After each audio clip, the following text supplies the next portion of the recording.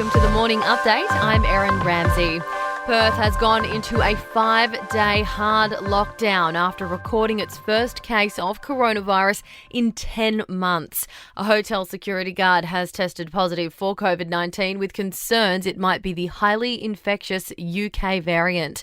Western Australia's Health Minister Roger Cook says they don't yet know how he contracted the virus. We know he didn't go into a room. We know he didn't expose himself unnecessarily, and as a result of that, we'll undertake necessary investigations. Obviously, this is a very fresh situation. We're trying to get to the bottom of it. WA Premier Mark McGowan is urging people to stick by the rules. For many Western Australians, this is going to come as a shock. But this week, it is absolutely crucial that we stay home, maintain physical distancing and get tested if you have symptoms. Victorians who visited impacted areas of Perth won't be allowed home until they obtain an exemption.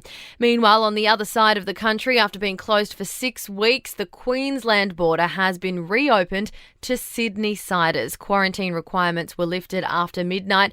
Margie Osmond from the Tourism and Transport Forum says travellers may continue to stay in New South Wales. They want something simple and safe, and driving their own cars seems to be that. So this will continue to be the year of the Great Aussie Road Trip. New Zealanders can again travel to Australia without quarantine, but they'll need extra health checks. The travel bubble has resumed after being suspended last week due to new cases in New Zealand.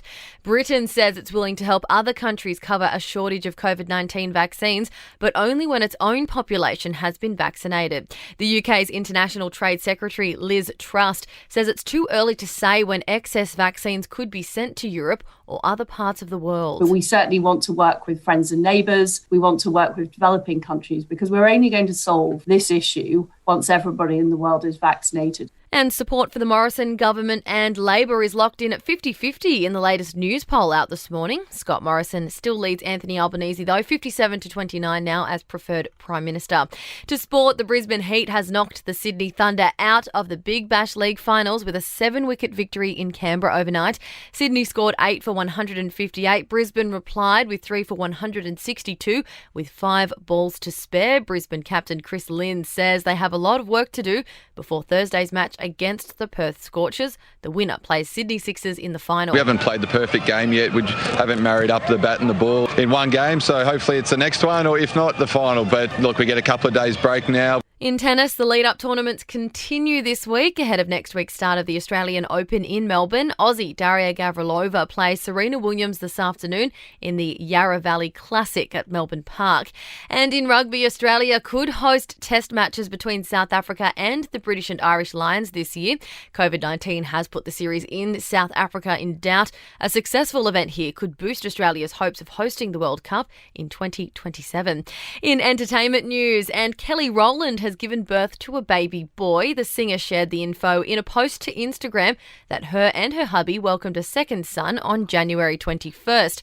They called him Noah John. Kate Middleton has posted a selfie video to mark Children's Mental Health Week. The Duchess has donned a beanie in the vid, which appears to have been filmed on the grounds of her Norfolk home, where she is in lockdown with Prince William and the kids. The royal speaks casually in the video, saying the theme of the week is expressing yourself. That's finding creative ways in which to share your thoughts, ideas and feelings. And the winner of I'm a Celebrity, Get Me Out of Here was revealed overnight. The Bachelor alum Abby Chatfield took home victory over series favourite Grant Denyer.